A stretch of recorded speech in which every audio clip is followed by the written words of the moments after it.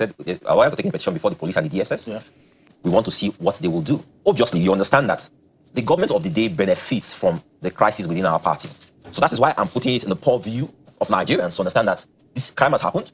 We petition the police and the DSS, and we want to see what they will do, seeing that crime, a forged signature was used to procure a judgment in the High Court of Appeal in Rivers State. It's a serious crime.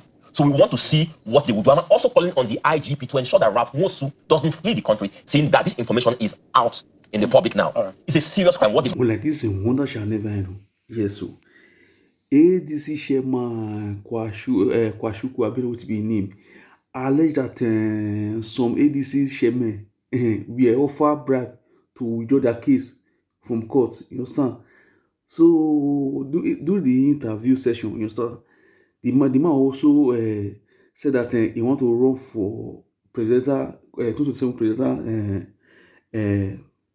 race. You understand? So I don't matter too much. I'm gonna listen to them. I'm gonna watch the video because these people we could like this could be like the version of Abure. You understand? I'm gonna watch. I will share your thoughts on that conversation. I agree. No, boy. This is Elias Adiku, who is the state chairman in Benue State, for example. This is the state chairman from Borno State. This is the state chairman Nasarawa. This is the acting chairman from Akwa Ibom, right? And look at the signatures there. He's brought his international passport, so you can cross. So let me ask you, gentlemen, are you aware that the party was going to hand over to the Atiku-led opposition coalition?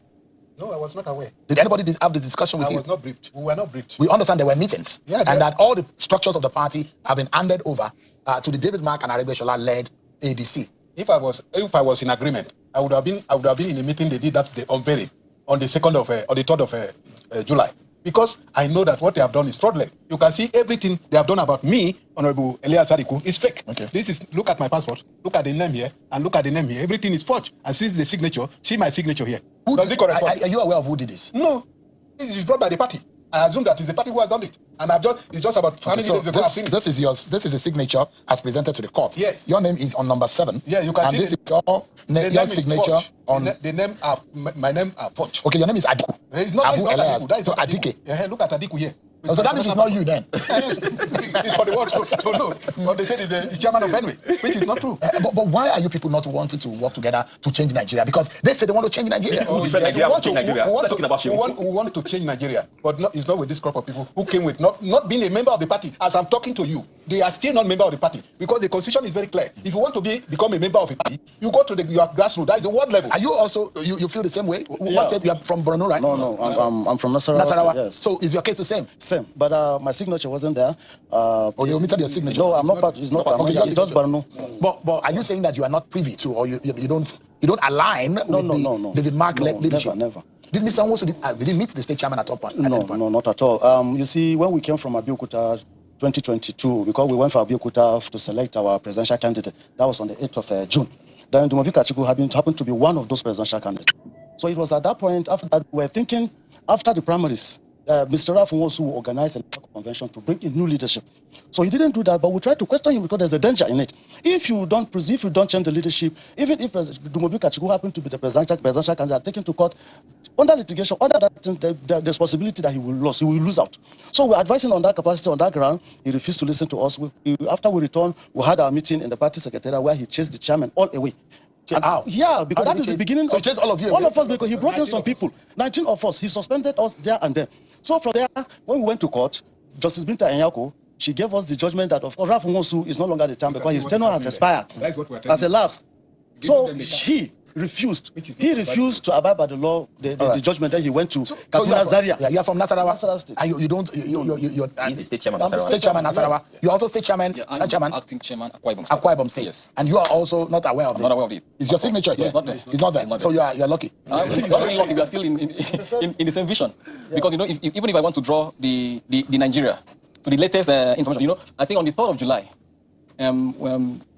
Nwosu said he's no more the national chairman. But on the 29th of July, he signed this letter, this very document, to INEC as the national chairman.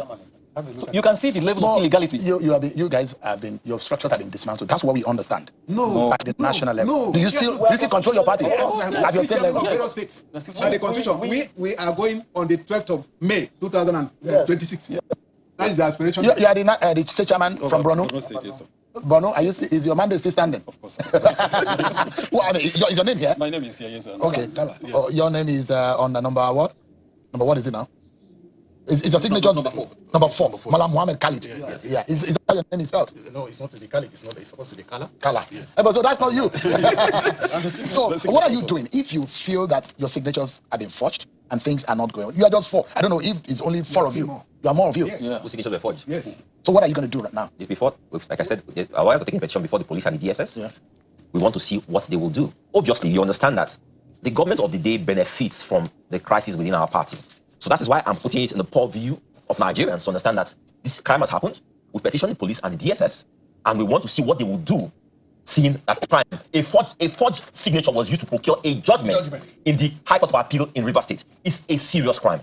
So we want to see what they will do. I'm also calling on the IGP to ensure that Ralph Mosu doesn't flee the country, saying that this information is out in the public now. Right. It's a serious crime. What they don't do. Gentlemen, you can please thank you so much for I need. Because I trust you, I believe you are prepared. You can also, why don't you use the international passport for him also? Oh, it's attached here. Okay, great. For a moment, one will imagine that whatever that is going on, and he said these 4 are not just the only ones. There are more of the state leaders Whose signatures were forged to procure this judgment. Now, what do you seek to gain from this? You know, because these people that are coming to your party say they want to reform Nigeria. What is going on in the country is not going well. Oh, can you give them a chance to use your platform to fix Nigeria? So she was saying that when I aspire to the office of President of Nigeria, that I myself don't want to reform Nigeria, or that I don't have the talent to reform Nigeria. Last time I was here, I said, when you have a situation when people have set a building on fire, are those the same people who you want to put out the fire? That's our situation. All the people you've mentioned, look at that picture of those people who were there on that platform. Former vice presidents, governors, former ministers, former senate presidents, former house of members, former senators, former this, former that, former this, former that. And yet, see the situation in our country today. And then you expect that these same men have had a four-line conversion and that they now want to retrace their steps and do the right thing for Nigeria. Can we risk this? We'll be right back after this break, everyone. Thank you so much. Moments on the program now with Mr. Kachikwu. Mr. Kachikwu, you heard a lot of Nigerians just have their minds on how to rescue this country. And that's why the sojourn of some of the Atikus of this world to your platform, ABC, or you are rejecting them now. Sean, let me address very squarely what former Governor Soe Lamido said. It reeks of hypocrisy. It is injustice, inequitable. It is the height of the injustice we've seen displayed in Nigeria from time immemorial. When President Jonathan was in office, we saw this whole about his non-performance, that he was a wimp, that he had nothing to offer, that governance had completely failed. They rallied Nigerians and bullied that man out of office, only to bring in a northern president, the late President Buhari, the worst president we've had in the history of Nigeria. Failed this country, took us back over 40 years. Tell you what, please tell me of any politician from the north of note who said what former Governor Soe Lamido is saying now about this president. Not one of them. Only former Governor Wike was speaking, challenging, and I myself, as just a normal civilian, challenging that government on their failure. None of them said anything. The same playbook is back again. President Tinubu, 2 years in office, has failed because they cannot stomach having a southern president stay for more than 4 years. They've assigned to us each time 4 years. That's what the northern elites have done. Tell you something again. The situation in North, I grew up in Kano. For over 40, 50 years, we've watched a situation where we've had a lot of northern head of state, northern presidents, and the situation in the north has not changed. No education, no thriving economy, absolutely nothing. Because what do? They weaponize the lack of education and the poverty, so that each time they use it for political purposes. And so every day they're telling them, because of your poverty, it's President Tinubu. Because of your poverty, is that we have a southern president. It's not even about President Tinubu, it's about those of us in the south. Obi is not acceptable. Nobody in the south is acceptable. So now what are they doing? Let me tell you the playbook today. Field President Jonathan, field Obi, will support you. So that in the south we have a lot of candidates, and then they will field an article. If these men, these few northern elites are honorable, I challenge them today to say, former President Buhari had failed, that we will field a northern candidate because he's the tone of the north, and former Vice President Kachikwu was fielded. I challenge them today to say, guess what, guys? In our so-called power rotation agreement, it's not the south. We are not happy with President Tinubu. We will let southerners field, or will support a southern candidate. I bet you, I stake my last dime on this, they will never agree to this.